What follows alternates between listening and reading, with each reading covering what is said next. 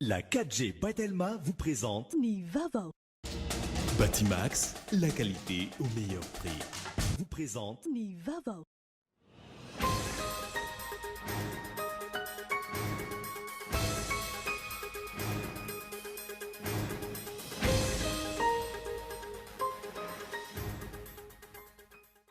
Resy lahatra tamin'ny fanatsarana ny fitantanana fotodrafitrasa sy fanatanterana tetikasa natao ny fitondram-panjakana malagasy ny vondrona eropeanina ka nanolotra 2.3 miliara ariary ho an'ny gouvernemanta malagasy izay nosiniavina androany. Ny Prime ministre Antsay Christian no voatendry ny filohan'ny Repoblika ho ministra indraraham-bahiny mpisolon-toerana. Tontosa androany ny fifamindram-pahefana teo aminy sy ministra teo aloha Naina Andriatsitohaina. Olona 440 no voasambotra nandritra ny 7 volana tamin'ity taona 2022 ity no niresaka doro-tanety tao amin'ny alan-javaboary Karafantsika. Isan'ny niteraka resabe tao anatin'ny andro vitsy ny mikasika ny fahamaizana tao amin'ity ala ity. Nitondra fanazavana makasika izany androany tany Mahajanga ny Tale Jeneraly ny MNP mpisolon-toerana. Tsy ho vezatry ny fiarahamonina intsony ireo olona manana fahasembanana ao amin'ny faritry Vakinakaratra. Misy ny fitsinjovana manokana azy ireo amin'ny alalan'ny tetikasa miary izay natao fanomezana tohana ara-pitaovana sy ny maro hafa. Eo amin'ny maresaka iraisam-pirenena tao anatin'ny fampiseho-kery no nanambarany Chine ny 70 taona nitsangana ny rejima komunista tany an-toerana. Mpitandro ny filaminana 5,000 alina sy fitaovam-piadiana mahery vaika maro no nilatro manoloana ny toerana nanambarany ny Repoblika eto-bahoakan'ny Chine voalohany ny volana Oktobra 1770. Arao vetrana ny andindinina makasika ireo.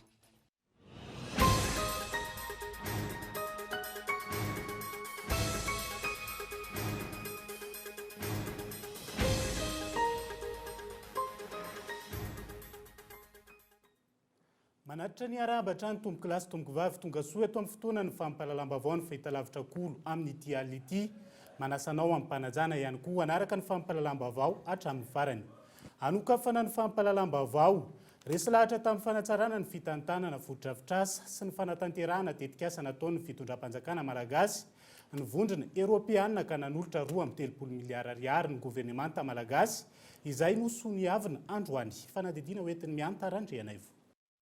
Namatsy vola 4 tapitrisa euro na 4.20 miliara ariary ny gouvernemanta malagasy amin'ny alalan'ny ministerany fanajariana ny tany, toeram-ponenana ary ny asa vaventy sy 2 tapitrisa euro na 20 miliara ariary ny eo anivon'ny ministerany toe-karena sy ny vola amin'ny alalan'ny 11e fed ny vondrona eropeanina. Entina natsarana sy anatanterana ny fanavaozam-pitantanana, anafainganana ny fanatanterana ny tetikasa maro tsy mbola vita ireo vola ireo.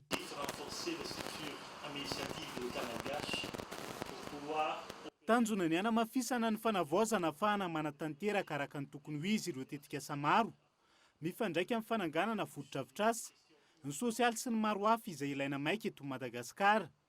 Manapirofo ny fanamafisan'ny mpiara-miasa ny vondrona eropeanina sy ny fitondrana malagasy izao fanaovan-tsony izao. Isan'izay ny eo amin'ny sehatra ny fanamboaran-dalana sy ny maro hafa. Tanjona ny anatsarana ny fitantana ny fitondrana ireo vola omeny ny mpamatsy vola amin'ny fanatanterahana ny asa. Qui doit gérer des sommes importantes qui sont données par les bailleurs de fonds. Olana amin'ny tsy falaniny vola ra-potoana amin'ny fanatanterana tetikasa ny fitantanana teo aloha ny fanazavana. Maro ireo tafiditra amin'ny 11e fed sy ny programme indicatif national no tsy mbola vita hatramin'izao. Raha toka ny taona 4.4 vao taona 2023 ny fotoana voasoratra amin'ny tanany tetikasa. Isan'izany ny fananganana fotodrafitrasa samihafa. Izy manoloana io ny fepetra ho raisina. Efa manomboka ihany koa ny fijerena mikasika ny 12e fed. Hiatrika vanim-potoana vaovao tsika sao ary izay manolotra ny hoe mba hojerentsika manokana zany miaraka amin'ireo mpikarantsika ny européenne moa fantatrareo fa efa miara-miasa amintsika hatramin'izay tsy dia hoe zoviana aminareo tsony zany ny zavatra atao fa fantatrareo ny tanjon'ny filoham-pirenena, fantatrareo ny asa izay ataontsika ankehitriny rehefa hitanareo daholo zao efa mihetsiketsika daholo na ny lalana ny tetezana ny toadraro sy ny sisa tsy miandry fotsika zao fa tonga dia miroso ka amin'ny heritaona antsika dia ametraka laharam-pahamehana vaovao izay mifanojo amin'ny politika ankapobeny fanjakana sy viana ny filoham-pirenena. Tontosandroany ny fifanaovantsony momba ny fisitrahany volo io. Etsy ankilany namaly ny fanontaniany mpanao gazety ny ministra fanajariana ny tany toeram-ponenana ary ny asa vaventy nandritra ity fotoana ity manoloana ny feony ely momba ny fanatsarana no entiny fanjakana hitantana ny fodrafitrasa misy sy ny fanamboaran'izany.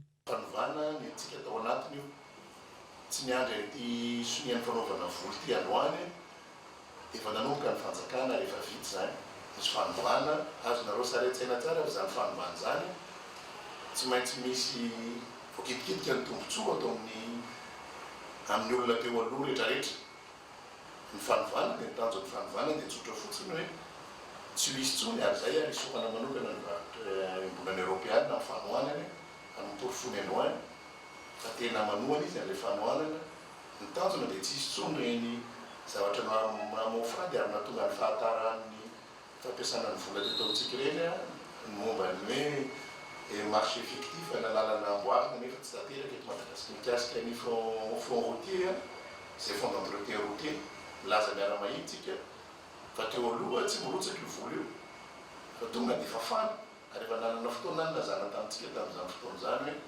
nahatratratra amin'ny 140 milliards d'ariary iny ny vola tokony hanamboaran-dalana ny tonga dia ny fafana satria hoe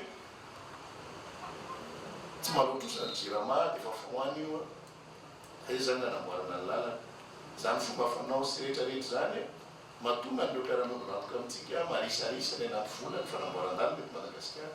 Tsy ahivina isany mandray anjara lehibe amin'ny fampandrosoana eto Madagasikara amin'ny vondrona Europeana. Mitentina 27 tapitrisa euro ohatra ny voarafitra ampiasainy ao anatin'ny PN mandrina ny 320 tapitrisa euro amin'izany entina nanganana fodrafitrasa samihafa. Tafitra amin'izay ny Rokady Atsinanana. Fa ny Praiministra Ntsay Christian no tendren'ny voalohan'ny Repoblika ho ministra ny raharaha-mbahiny mpisolo-toerana tontosandroany ny famindrapa-efana teo aminy sy ministra teo aloha na eny Andriantsitohaina miantara Andriana Avoatrany. Ankoatra ny mahalehibe ny gouvernemanta ny Praiministra Ntsay Christian, voatendry ho ministra ny raharaha-mbahiny mpisolo-toerana ihany koa ny tenany ankehitriny. Totosaina androany fifamindram-pahefana taminy sy ny ministra teo aloha na eny Andriantsitohaina. Ahitoy hatrany ny fifanajana, ny fifankatiavana ary ny firaisan-kina izay mamoselo maha-malagasy atsika. Naiza firenena andehananareo anomponareo ny tanindrazana dia mahazo toy miasa mahita vokatra ajao lehibe sy ny rafim-panjakana mba ho fitaratsy Madagasikara hatrany ianareo. Mamerina ihany koa ny fisaorana ireo namana miara-miasa ao niveau gouvernemanta izay tarihanao andrefatory Praiministra ary nirano soa hatrany amin'ny adiny sy andraikitra izay sahanareo ho an'ny firenena. Nambarana nandritra ny fotoana fa anio ny ezaka efa vita ny tenany. Metrika antsika amin'ny hoe politika izay mifototra bebe koa amin'ny fitsitsina. Ny zavatra misy dia efa nalefa ny ministera ny fomba fandimby amin'ny asa atao. Napetraka koa amin'izao fotoana zao ny saty manokana mahakasika ny agent diplomatique et consulaire amin'izao fotoana zao. Zany no atao fa dia mba hisiny mobilité zany hoe ny olona tsy folo taona tena ambin'ny folo taona mipetraka amin'ny toerana anankiray fa mba misy ilay mobilité apetraka dia fanoizana zay zany no ataontsika amin'izao fotoana zao. Ao anatin'izay efa nalefa izy ireny dia efa manantanteraka an'izany antsika amin'izao fotoana zao. Tsy ahivina taorian'ny filantsaham-kofidiana avy ny tanàna ny tanàna Antananarivo no nanatotosany ministra teo aloha ny Andriantsitohaina ny fametra-pialany. Ny rarisoa azy kosa ny ministra mpisolo-toerana Ntsay Christian manoloana ny fifidianana hoatrehany. Fotoam-pivavahana iraisam-pinoana narahina famindrapa-efana no nanombohan'ny governoran'ny faritra Analamanga ny fandraisan'ny fitantanana androany ny fanatanterahana ny velorano ny filoany lahara-pamena raha nambaran'ity governory ity. Henri Florian. Fotoam-pivavahana ho fisaorana an'Andriamanitra sy fitrotroana-bavaka ny firenena sy ny faritra ary ny governora ny faritra Analamanga vaovao no nanamboana ny famindram-pahefana sy famindram-pitantanana teo anivon'ny lehiben'ny faritra mpisolo-toerana sy ny governora vaovao ho an'ny faritra Analamanga ery Rasoamaromaka tamin'ity androany ity. Teny amin'ny FJKM Rahasalama Marotiora Ambohipotsy no nanantotosana izany izay notronon'ireo olo-manan-kaja maro sivily sy miaramila ary ireo mpikambana eo anivon'ny gouvernemanta sy ny antenimera am-pirenena. Nanome toko teo anatrehan'ny fiangonana ny governora fa natanteraka amin'ny antsakany sy andavana ny asa napetraka taminy. izaho somary maky ely lalany aina izay voatendry governerora dia eto amin'ny andrian'Andriamanitra menina fiangonana menina aminareo izay manatrika fa nao atsaka sy andavany any asa izay andraiketana ary tsy anao tsy hikatraka afa-tsy izay mahasoa ny vahoaka sy ny firenena ataoko ny herin'Andriamanitra ny akinako ka natanterako izany teny izany. Taorian'izay nitolakandro teo no notontosainy ny fifanavaon-tsony ny famindram-pahefana teo amin'ny rotonta teo amin'ny efitrano malalaka ny faritra Analamanga. Maro ny asa ho atao raha nambarany gouvernoura vaovao.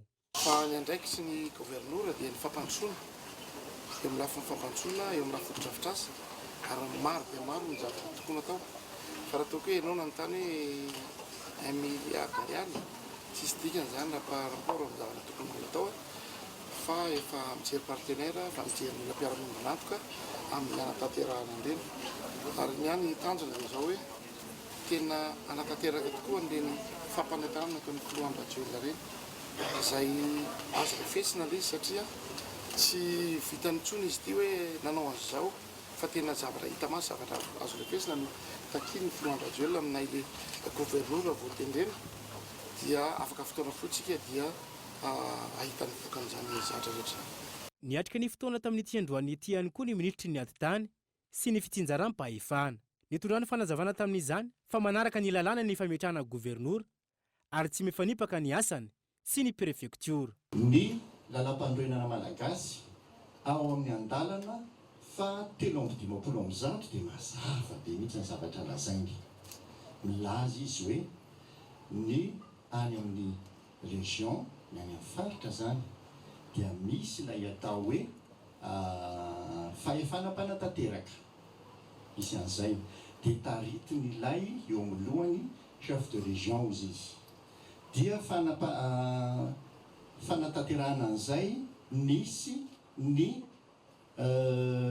lalàna 2014-020 jerentsika tsara ao amin'ny andininy fa 520 milaza mazava mihitsy koa hoe ny fahefana mpanatanteraka dia iny moa dia loi izay mampiatra ilay constitution ilay lalam-pandrenana ihany iny dia ny taritin'ny chef de région fa ao amin'izy io ny andalana voalohany dia mazava be mihitsy hoe la fonction exécutive ao amin'ny région zany dia exercée par un chef de région tsisy resaka tsy manaraka lalam-pandrenana mihitsy zany portant le titre de gouverneur mazava ankam'izay. Isan'ny fanamby lehibe napetraky ny gouvernoura vaovao an'ny faritra Analamanga araka izany ny anatanterahana ny Ivelirano sy ny fampandrosoana eto anivon'ny faritra. Lafomba-vao hafa kosa indray olona 700 no voasambotra nandritra ny 9 volana ny taona 2022 no nresaka doro tanety tao amin'ny alana ny Karafantsika. Isan'ny teraka resabe tao anatin'ny andro vitsy ny mikasika ny fahamaizana nitondra fanazavana mikasika izany tany Mahajanga androany ny tale jeneraly ny MNP mpisolo-toerana Michel Arana John. Raha ny antontanisy avy amin'ny MNP na ny Madagascar National Park teo anelanelan'ny 20 septambra hatramin'ny 29 septambra valan-javaboary mirefy 8 hektara no may tao amin'ny alana ny Karafantsika 2,20 hektara amin'izany no ala. Raha toa ka niteraka resabe tao anatin'ny andro vitsy ny mikasika izay nitondra fanazavana ny tale jeneraly ny MNP androany teto Mahajanga. Nisy resaka bedabeta anatin'ny serasera-tany milaza fa hoe may noyau dur tenenina mazava aloha fa tsisy noyau dur may noyau dur dia io le tenentsika hoe ao ny ivon'ny parka ao ny bankin'ny parka ao ny mason'ny parka misy ala may fantatsika ho azy teneko izay hoe maro ny antony mahatonga an'io fa ny hita aloha zany hatreto dia hoe sarotra zany ny fiainana satria miditra amina fotoam-pahavaratra izao période de soudure ozy dia tady vola maika ny olona zany dia fatana charbon no hita fa source an'ilay afo tao inona ny tianao tenenina amin'izany dia hoe misy antony maromaro ny zany famaizan'ny park zany.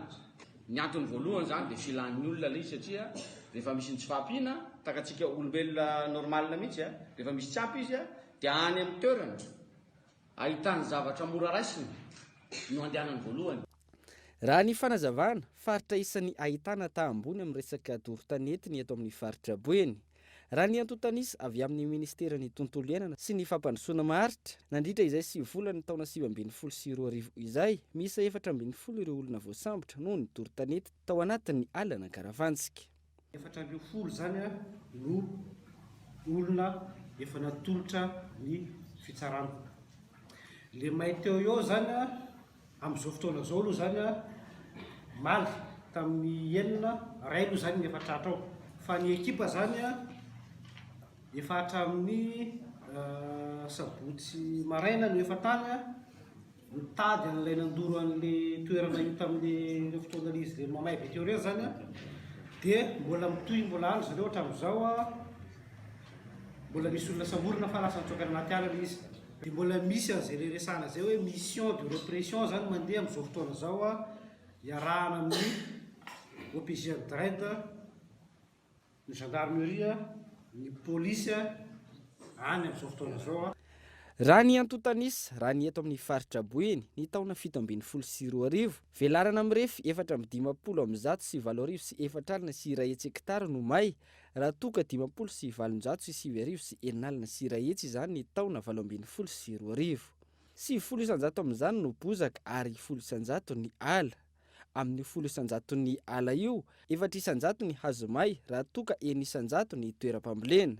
Mikasika ny toerana nahitana afo na point de feu teto amin'ny faritra Boeny hatrany ny taona 724 miisa 10 sy 2 sy 1 alina izany raha toa ka hatramin'ny faran'ny volana septambra 724 na hatratra 7 sy 700 sy 7. Antotanisy izay avy amin'ny ministerany tontolo iainana sy ny fampivoarana maharitra. Fa ho tontosaina ny fafito hatramin'ny fahasivy ny volana oktobra zao amin'ny vilazoara Andotapenaka ny 3e forum national urbain izay resahana ny tontolo ny fampivoarana ny tanan-dehibe mpisehatra maherin'ny 500 sy 700 no andray anjara amin'izany isa orientifiko an'andoha lehibe ity ny fanapakevitra sy fepetra ho raisina momba ny fanatsarana ny tanan-dehibe mianty randrenaivo. Anomboka ny fahafito ka hatramin'ny fahasivy ny volana oktobra izao ny 3e forum national urbain na ny fikaonandoha national momba ny tanan-dehibe izay ho tontosaina ao amin'ny villageoire Andotapenaka. Ifantoka amin'ny fampivoarana ny tanan-dehibe ny fotoana. Io hetsika io dia natao mba anentanana ny mpisehatra rehetra eo anivon'ny tanan-dehibe amin'ny fanatanterahana ny politika pirenena ny fampandrosoana ny tanan-dehibe izay voavy nolaniny ny fanjakana tao amin'ny volana ambony iny. Ny tanjona ao anatin'izany ihany koa dia ny ahafahana manentana sy manetsika ireo loharanom-bola isan-karazany amin'ny tetikasa rehetrarehetra voarakitra ao anatin'io politika pirenena. Tanjona raha ny fanazavana ny ampandrosoana ny tanan-dehibe manerana ny Madagasikara. Isan'ny anatrika ity fikaonandoha ity ny mpisehatra samihafa ny avy amin'ny fanjakana, ireo mpamatsy vola, eo ihany koa ireo mikasa ny amatsy vola.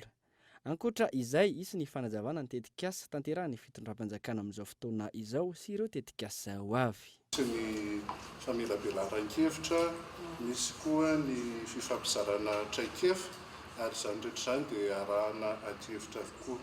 Amin'ny fitoanan-doha azy moa dia tsy misy zany ny latabatra boribory izay ho tanterahana miaraka amin'ireo ataontsika hoe mpitantana eny anivon'ny commune. Misy koa ny latabatra boribory izay iarahana amin'ireo sehatra tsy miankina ary latabatra boribory izay iarahana miaraka amin'ny mpamatsy vola. Tsy maintsy misy ny fanambarana ho atao. Dia aoriana ny atrikasa dia ny zavatra tanjona ho tratrarina dia mba ho hita soritra ny fampiarana ny politika pirenena ho an'ny ny tanan-dehibe. Dia ny faharoa isy fanambarana lehibe ireo fanambarana iraisana ho ataon'ireo mpizaika sy ireo mpiatrika ny atrikasa mahakasika an'izay fanapahan-kevitra voaray tao. Fa ny hafatra lehibe tiana avohitra amin'ny fikaonandoha nasional ity dia ny tanan-dehibe taratry ny fandrosoan'ny Madagasikara. Izay zany tena hafatra lehibe tiana avohitra satria ao anatin'ny vina fampandrosoana izay katsahan'ny fitondram-panjakana tarihin'ny filoham-pirenena amin'izao dia ny fanatsarana ny tanan-dehibe, fanitarana ny tanan-dehibe satria ny tanan-dehibe ny ao anatin'ny 20 taona ho avy ny 500 isanjato ny mponina eto dia vinavinaina hikitra hipetraka tanan-dehibe daholo.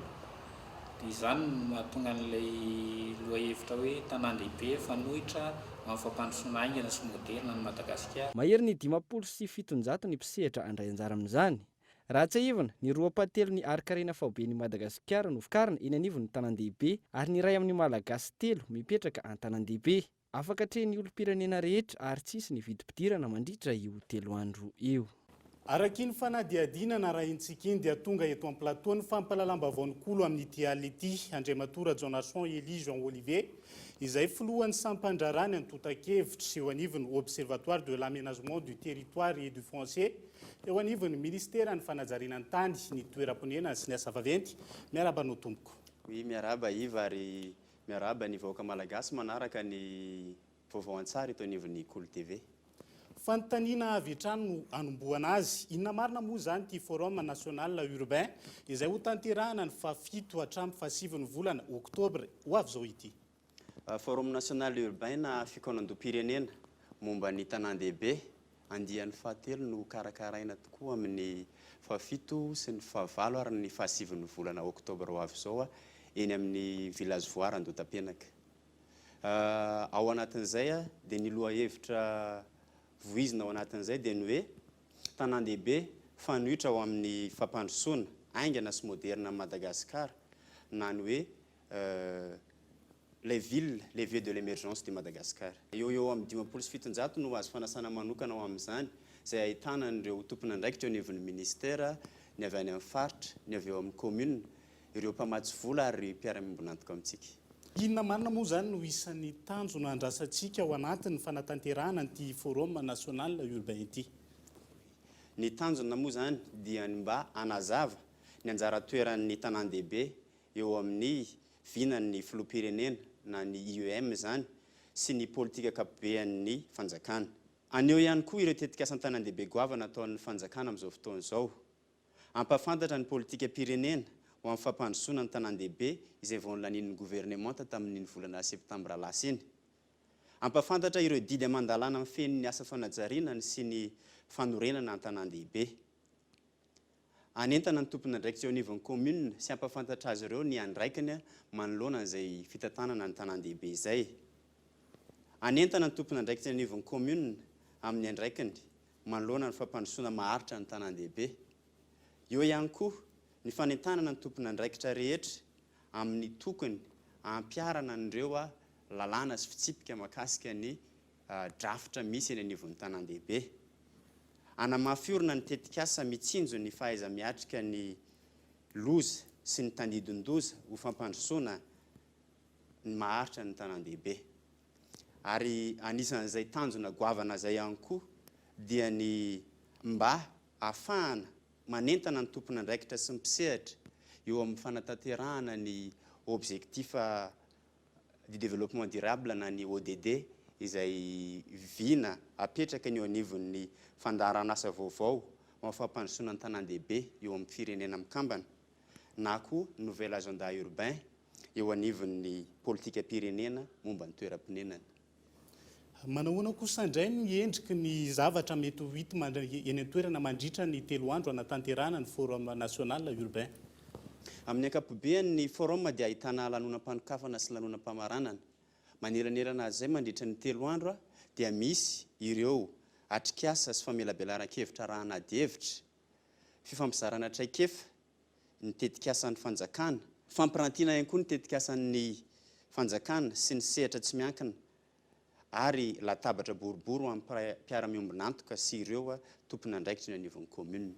Miisa 3 ny famelabelaran-kevitra, iray ny fampizarana traikefa, ary miisa 5 ireo atrikasa, ary ny latabatra boribory koa dia misy karazany 3. Ireo famelabelaran-kevitra ireo dia miompana manokana amin'ny lohahevitry ny andro iraisam-pirenena ho an'ny toeram-ponenana, teknôlôjia avolenta, fitaovana hitondra fanovana ny dinana ny fako ho zary harena. Ny fampizarana traikefa kosa dia ataon'ireo mpiantsehatra ny tanan-dehibe. Ireto avy izy ireo: ny rindram-pitantanana ny tanàna, ny tanàna vaovao, ny rafitra famatsim-bola ny tanàna, ny famokarana toeram-ponenana sy trano fonenana, ny fananantany an-tanan-dehibe, ny fanadiovana maro lafo ny tanan-dehibe, fahaizana miatrika ny loza sy ny tandindon-doza eny anivon'ny tanan-dehibe, fanatsarana ny toeram-ponenana tsy zarizary, ary ny fampivoarana ekonomika sy fifamezivezena ny tanan-dehibe. Ary farany dia isy ao anatin'izay 3 andro zay ihany koa ny latabatra boribory any tompona andraikitra ny anivon'ny commune sy ny latabatra boribory ho ansehatra tsy miankina ary latabatra boribory ho an'ireo mpiara-miombonantoka. Inona kosa indray no isan'ny vokatra andrasana ao anatin'ny fanatanterahana ny forum national urbain ity? Marihana aloha fa ny andro voalohany fikaonan-doam-pirenena momba ny tanan-dehibe dia santy fankalazana ny andro maneran-tany ho an'ny toeram-pinenana dia ny 7 oktobra izany. Izay mitondra ny loha hevitra hoe teknôlôjia avolenta, fitaovana hitondra fiovana, anodinana amin'ny fako ho zariarena, na ny hoe technologie de pointe, outils innovants pour transformer les déchets en richesse. Araka izany dia misy vokatra andrasana anankiroa ao anatin'izany dia ny mba ahitana soritra ny fandarana asa ny fampandrosoana ny tanan-dehibe ao amin'ny Madagasikara ary ny hanao fanambarana iraisana ireo mpisehatra amin'ny fiarahamentana ho fanatanterahana izany fandarana asa izany. Ilaina ampafantarina ny mpanaraka ny fampahalalam-baovao amin'ity ality ihany koa ny hoe maimaim-poana ve misokatra ho an'ny daolombe ve ty forum national urbain ity? Eny, marina tokoa zany iva satria nanalaza aritsika hoe misy olona maro mahazo fanasana manokana dia misokatra ho an'ny daolobe ny hetsika ho an'ireo 3 andro ireo ary any asana mihitsy ary ny rehetra mba ho tonga hanatrika izany satria zava-dehibe ho fanentanana ny tsirairay avy ho fampizarana ny traikefa misy sy ahaizantsika miara-miaina eo anivon'ny tanan-dehibe satria araky ny antotanisa dia tsy ho ela dia ny antsasa manilan'ny mponina dia hipetraka ny tanan-dehibe avokoa. Eto am-pamaranana dia inona no afatra na teny fohy tokony ho ampita ny mpanaraka ny fampahalalam-baovao amin'izao al'izao? Ny avatra lehibe ngamba dia ny hoe ezahantsika ao anatin'izay hetsika ho atao izay sy ho ampitaina ny rehetra ny voizana ny hoe tanan-dehibe ho taratra ny fivoaran'i Madagasikara. Ankasitrahana feno ianao Andriamatora Jonarson Elie Jean Olivier, filohan'ny sampandrarany antotan-kevitra eo anivon'ny Observatoire de l'aménagement du territoire et du foncier, ny vahiny teto amin'ny plateau ny fampahalalam-baovao Kolf TV tamin'ity alina ity. Misaotra niva ary misaotra ny Kolf TV. Anohizana ny fampahalalam-baovao amin'ity alina ity, fitsidiany fotony anona ny etaetany vahoaka no nataon'ny candidat IRK Nainandriatsitohaina androany. Fokontaniany natao amin'ny boriboritany voalohany teto Antananarivo renivohitra no notsidihany. Hijerena vahaolana ho fanarenandreo tetikasa takin'ny mponina. Fabrice Razandrabe. Fokontany enina ao anatin'ny boriboritany voalohany eto Antananarivo renivohitra indray no nanaovan'ny candidat ben'ny tanàna IRK Nainandriatsitohaina fitsidihana ho an'ny androany. Fidinana ifotony izay ny anonany etaeta sy fitarainan'ireo mponina amin'ny tokony anavaozana sy anorenana foto-dravitra samy famaly amin'ny filan'ny mponina izay tsy vitan'ireo mpitantana an'Antananarivo renivohitra teo aloha. Dia mba nangatana iny lalina fa tonga fahavaratra dia hipotaka be dia bassin zay tompo. Resaka fandriam-pahalemana zany tena mafy ny tsy milamina zany ny fandriam-pahalemana ity ka raha ohatra azo atao mangataka izay mba asiana hoe karazana poste envoacé zany mipetraka eto dia eo koa zany ny fanazavana ny tanàna ny jiro misy poto ety fa tsy misy fipetrahana ampola zany dia zay zany mba angatanay hoe mba asiana fanazavana zany le izy dia mba ampiana koa zany le poto ampiana zany le poto isaky ny vondrona zany. Nanambara ny candidat Nainandriatsitohaina fa izana ny anaovana ireo foto-dravitra sa ireo izay araha-miasa amin'ny fanjakana ary ilaina ihany koa ny fiaraha-mientan'ny tsirairay ahafahana mampandroso ny tanàna. Eny le zavatra nitenenareo ary mitovitovy ny bassin tsy ampy. Ary zany zao anisan'ny zavatra tokony ataon'ny commune. Ny lalana ny commune tsy fanjakana. Kanefa ny eo amin'ny fanjakana efa mitetikasa lehibe mikasika lalan-kely eto Antananarivo. Ary efa hanomboka efa akaikikaiky izy io. Ny faharoa ny zavatra tokony ataon'ny commune dia manatsara ny teti-bolany aloha. Ny vola ao commune ao tsy tafiditra ilay amin'ny tokony izy. Fa rehefa ampy ny vola afaka mampiasa olontsika amin'ny mo izay ny tokony ataontsika. Ny lalana amboarintsika fa ataontsika miaraka amin'ny mponina eto ihany satria mila asa izy. Diovina ny tanàna, amboarina ny lalana, diovina ny kanalina amin'ny fomba amin'ny mo nanaovana io. Io ihany nanaovana azy. Fa zay tetikasa amin'ny fanjakana manampy atsika amin'ny commune. tanjona amin'izao fidinana ifotony izao ny amerenana indray ny lazana Antananarivo. Antananarivo Mateo onina sy fitaratry Madagasikara. Izany dia tomboka amin'ny fanadiovana ny tanàna. Isento kely ao anatin'ny dokam-barotra isika ankehitriny aorian'izay no ahitanao fanadihadiana fohy mahakasika ny tetikasa miary ny mahakasika ny toetrandro ary ny fanadihadiana fohy mahakasika ny asa madinika. Mandra-pitafa vetivety ary.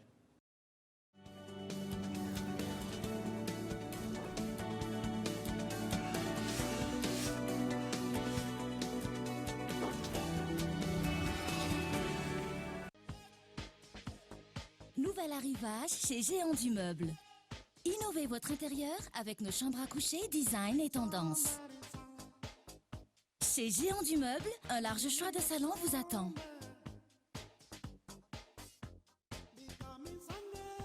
Trouvez des meubles et des articles de déco avec une multitude de couleurs adaptées à vos goûts. Venez visiter notre showroom à Tanzbat et Beorirk. Géant du Meuble, bien moins cher, bien chez soi.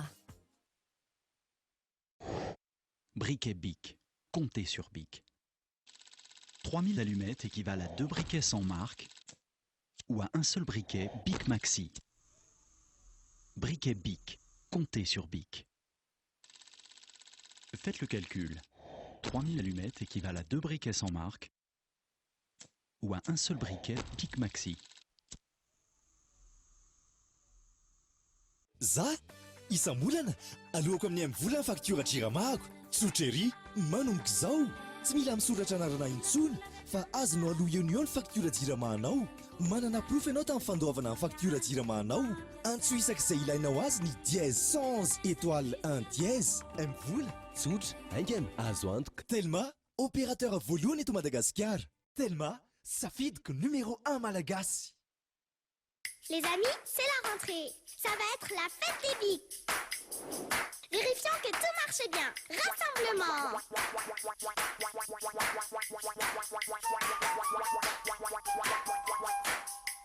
Bleu, dessine quelque chose pour voir. Oui, ça glisse bien. Et les couleurs sont chatoyantes. Eh bien, c'est parfait tout ça. Vive la rentrée avec Bic.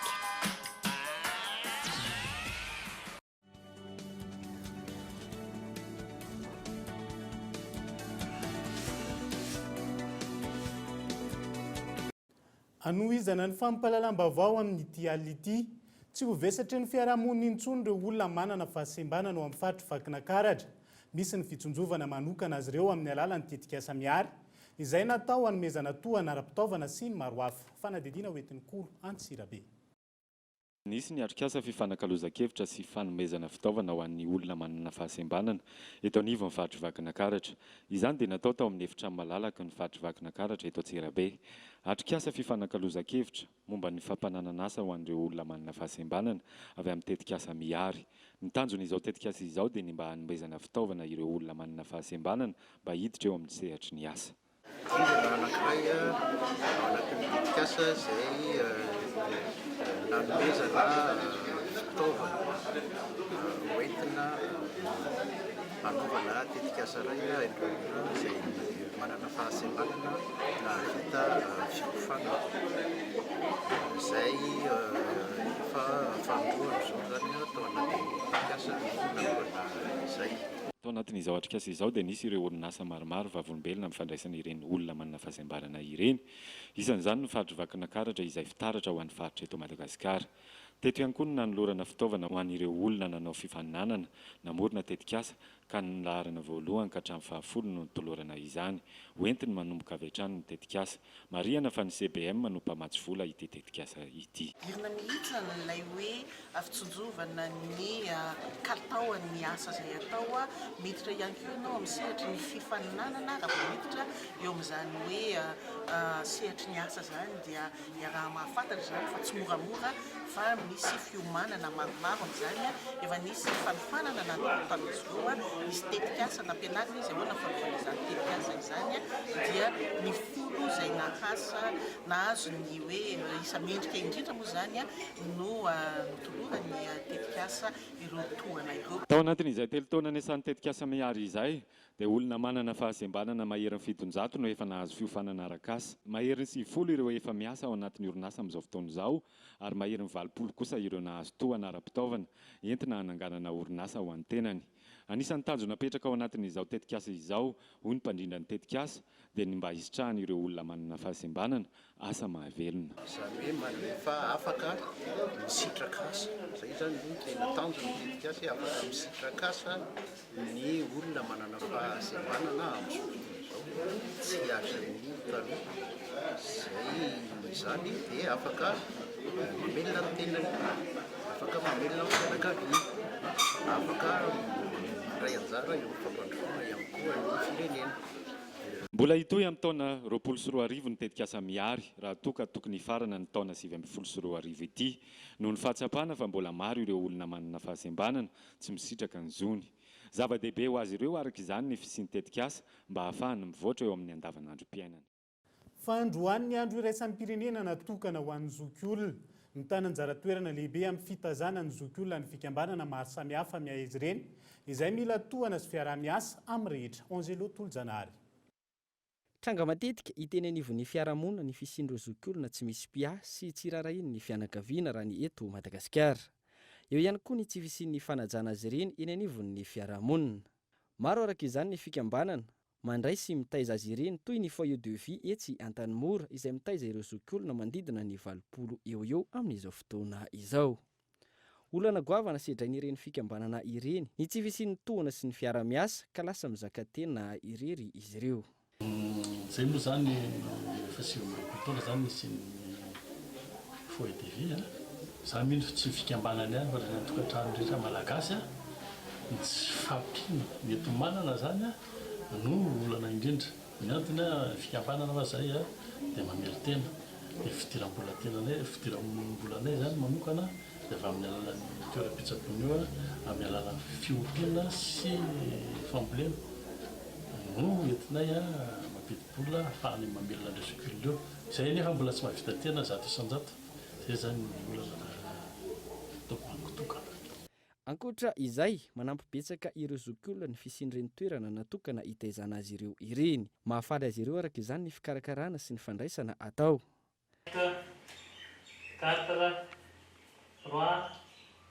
2 tsara ary mahafinaritra mihitsy fa 20 taona mipetrahako teto sy mbola nahita sohitin-javatra ako fa dia tsara mahafinaritra voky mitafo madio mipetraka amin'ny trano madio mihinan-kanina betsaka tsy mba manana havana ty loatra ako dia tsy mafa namana ka le namana mako tsy maina mivadika dia aleoko olona mba nanoro atato dinakaty nateriny taty. Efa misy ihany koa amin'izao fotoana izao ny tetikasan'ny ministeran'ny fahasalamam-bahoaka natokana hikarakarana manokana ny fahasalamana ireo zokiolona. Androany voalohany volana Oktobra no andro iraisam-pirenena hanomezam-boninahitra ireo zokiolona. Anisan'ireo asa natao hanabeazana ny fiarahamonina ny asa fanaovan-gazety. Maro ireo vehivavy izay misehatra ao anatin'ny asa fanaovan-gazety no misedra olana. Nisy araka izany ny hetsika izay notontolosain'ny vehivavy mpanao gazety eto Madagasikara. Tanjona amin'izany ny fampianarana ny fanabeazana sivika. Kezy Arabe ny manana. Anisan'ny manan-danja eo amin'ny asa fanaovan-gazety ireo vehivavy izay misehatra ao amin'io asa io. Misy anefa ny olana izay sedran'izy ireo eo amin'ny fanaovana ny asa. Sarotra ary ny taki-adidy sy andraikitra ny asa fanaovan-gazety ho an'ny vehivavy raha ny fanazavana azo avy amin'ireo vehivavy mpanao gazety. Sarotra ny asa fanaovan-gazety be dia be ny sakana kanefa tsy mahasakana hoe vehivavy dia hoe tsy mahavita an'ilay asa. Mahavita an'ilay asa tsara ny vehivavy indrindra fa hoe ny anarana ilay asa, ananana ny passion ilay asa. Tsy mora ny mampiaraka ny asa fanaovan-gazety sy ny hoe mahareny fianakaviana dia tena mahasarotra azy ny vehivavy mpanao gazety miala ao an-trano maraina alipody amin'ny 7:10 alina vao mody isan'andro. Ny fijeriny fiarahamonina vehivavy mpanao gazety indray dia hoe vehivavy tsy mipetraka trano ny vehivavy mpanao gazety noho izay hoe asa hoe mandeha maraina miverina arivo izay ihany. Nefa moa ilay asa efa vidiana dia anisan'ny hoe passion koa nanaovana an'ilay asa dia tsy atao sakana izay. Araka izany, nisy ny hetsika izay nitonto sain'ireo fikambanan'ny mpanao gazety vehivavy, hetsika izay nanehoana ireo vehivavy mpanao gazety eto Madagasikara. Tanjona amin'izany ny izarana fa afaka manao fitaiza ho tonga olombanina ny mpanao gazety, araka ny loha hevitra izay novoizina nandritry ny hetsika vehivavy mpanao gazety, fampianarana sy fanabeazana sivika.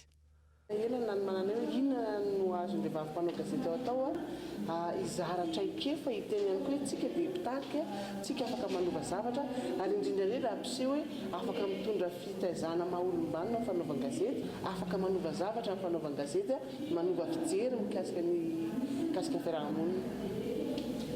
Anjara andraikitry ny mpanao gazety amin'ny resaka fanabeazana tsy maintsy mandinika tsara ny zavatra tenenina, zavatra soratana, ny zavatra alefa télé, tsy maintsy mitondra hafatra, hitarika zava-baovao, hitarika hetsika ihany koa hoe information collective any amin'ny tsirairay zany anatsarana ny zavatra any amin'ny anina, andraisan'ny fanapahan-kevitra zany ilay hafatra. Raha ny fantatra, mitohy hatramin'ny volana Novambra ny fanatanterahana ny loha hevitra amin'ny alalan'ny fitetezana ireo toeram-pampianarana maro. Raha ny antotanisa kosa, maro ireo vehivavy mpanao gazety raha oharina amin'ireo lehilahy. Maherin'ny 700 ny isan'ireo vehivavy izay mpikambana ao anatin'ity fikambanana Femmes Journalistes de Madagascar ity. Fa noesoriny teo anivon'ny ministera ny serasera sy ny kolotsaina omaly. Ireo olona mipetraka atao amin'ny résidence Ren'ilay Arvony Amboditsiry amin'ny maha-patrimoine national ny toerana. Antony fanesorana raha ny fanazavana ny asan'ny mpanavaozana sy fanamboarana ho tontosaina manomboka amin'ity herinandro ity. Miantarandriana ivo.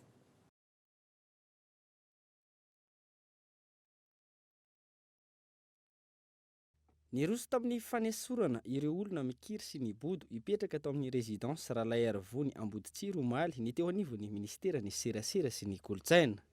Efa nisy ny fampahafantarana ireo olona ireo araky ny lalàna ny zoma lasa teo mba hialana izy ireo amin'ny toerana io. Dia saika mampatsiahy an'ireo olona ireo izay mipetraka atao amin'ilay toerana hoe any fanjakana ane izy ity, ka noho izany tokony ho tantanin'ny ministera, ho tantanin'ny fanjakana zany. Efa fantatra zareo foana zany hatramin'izay ary dia efa natao ny fampiresahana, misy fampiresahana nandrangarangana lalàna, misy fampiresahana nandrangarangana fihavanana sy fampiresahana amin'ny samy malagasy, kanefa ohatrany tsy naomby le izy. Ankehitriny zany rehefa nanapa-kevitra ny fitondram-panjakana ankehitriny hoe andao amboarina izy io, izay mitovy hevitra fitondram-panjakana teo aloha ihany hoe andao amboarina izy io. Dia naniraka olona tena izay lazainy zareo mipetraka amin'ny toerana io hoe tsy misy idiran'ny ministera ity, tsy misy idiran'ny fanjakana ity fa fananany fianakaviana ray manontolo. Teo kosa nampiatra ny mahafanjakana azy ny fanjakana dia nampiarina ny fandroahana an zareo tao amin'ny toerana io. Amin'ny maha-patrimoine national araky ny lalàna décret 78257 ny taona 2017 sy amin'ny mahatoerana manatantara novidin'ny ministera ity résidence ity. Manara-dalàna tanteraka izao fanesorana izao. Tsy maintsy niroso tamin'izany ny tompon'andraikitra noho ny fanavaozana ho tanterahina. Marina fa raha ohatra ka efa nisy fotoana ianao mba nitsidika an'io résidence ny Ren'ilay Arvony Amboditsiry io, na irariana koa moa zany mba hisy ny fotoana hitsidiantsika an'io satria efa misokatra ho an'ny daholo be izy io teo. Fa zao izao no somary mikatona no zao disadisa zao dia mahafantatritsika rehetrarehetra fa potika tanteraka, simba tanteraka mihitsy ao. Ka raha ohatra ka mahatsapy ianao fa harem-pirenena io, vakom-pirenena io dia ny fanamboarana sy ny fanarenana azy no tena vaindohan-draharaha atao voalohany. Mahatsiaro tena ho tompon'andraikitra amin'izany ny ministera, ka izay no nandraisana an'izao fepetra izao. Efa mandeha amin'izao fotoana izao ny fisokafan'ny tolobarotra na ny appel d'offre mikasika ny fanatsarana atao. Raha tsy aivana araky ny lalàna tsy afaka hipetrahana sy honenana velively ireo site classé patrimoine national rehetra eto amintsika. Nirotsaka ny orana narahin-kotroka omaly alatsinainy sy androany talata. Oran'izay niteraka fahasimban-javatra toy ny tao amin'ny distrika an'Andramasina. Tafiditra ao anatin'ny vanim-potoana manasara taona izao ary manomboka isy ny fiakarany maripana hono teo anivon'ny mpamatatra ny toetrandro. Kezy Arabe ny manana. Tao anatin'ny 2 andro nirotsaka ny orana ho anteto Antananarivo. Orana izay nahery vaika tamin'ireo faritra sasany tao amin'ny distrika an'Andramasina.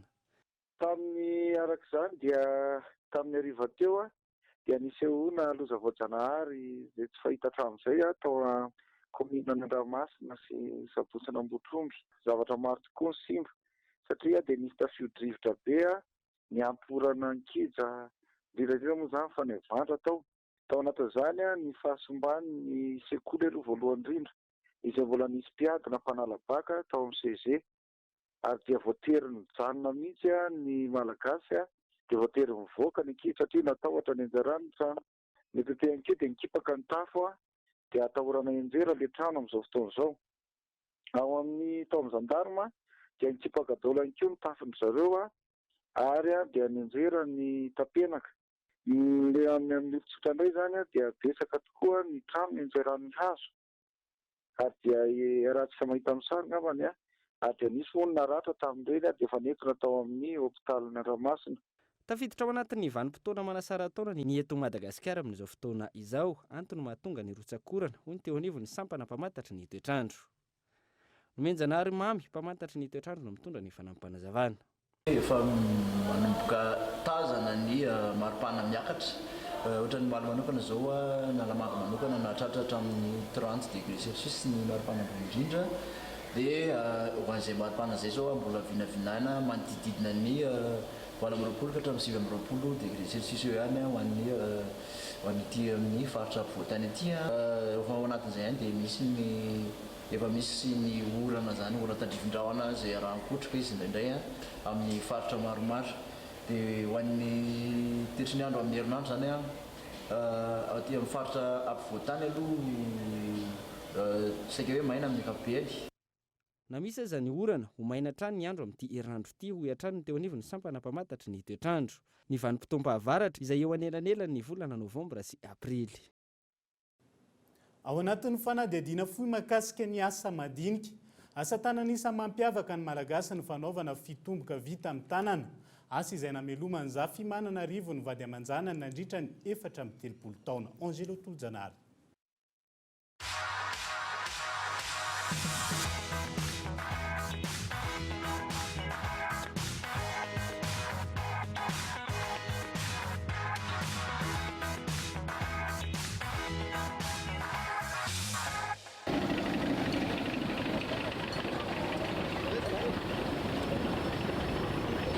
Mpanao fitomboka etsy Ambojatovo no ahafantarana ny Zafimanana Rivo.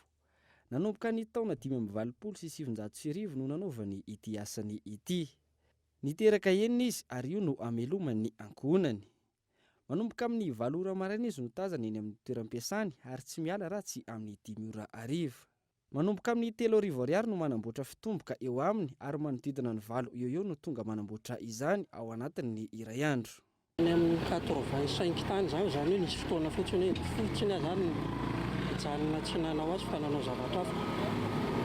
Eny amin'ny ankapobeny eny io asa io rehefa mety hoe asa zany tsy maintsy hoe misy olana foana. Misy fotoana ianao zany ohatra hoe materiel ampiasainao misy fotoana mety hoe misy tsisy mihitsy. Dia hotery tsy maintsy mitady zavatra hafa ianao zany ampiasaina n'izay fotoana izay.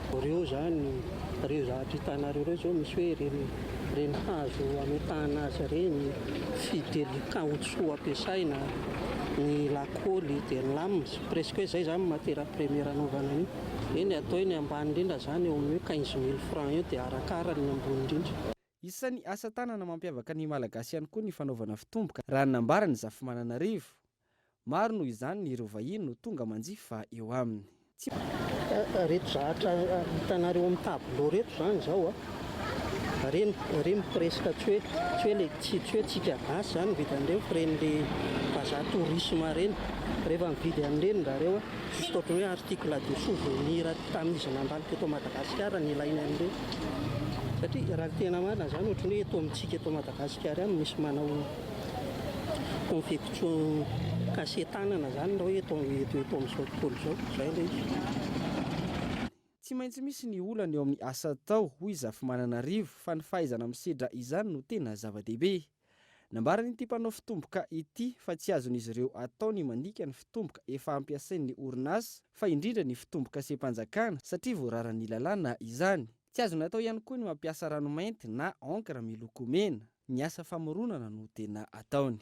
Tsy noho ny fatapahana fohy vokatra ny fatapahany herinaratra iny. Dia izay ihany koa tomboky lasy tomboky vavy no nentina marana ny fampalalamba vao tamin'ity ality ankasitrahana feno ny fanaranao zany hatramin'ny farany ny sampana fampahalalam-baovao dia mamey fotoananao raha mipitso amin'ny ora mahazatra ny tena kosa dia mametraka ny veloma mandrapitafa veloma tompoko.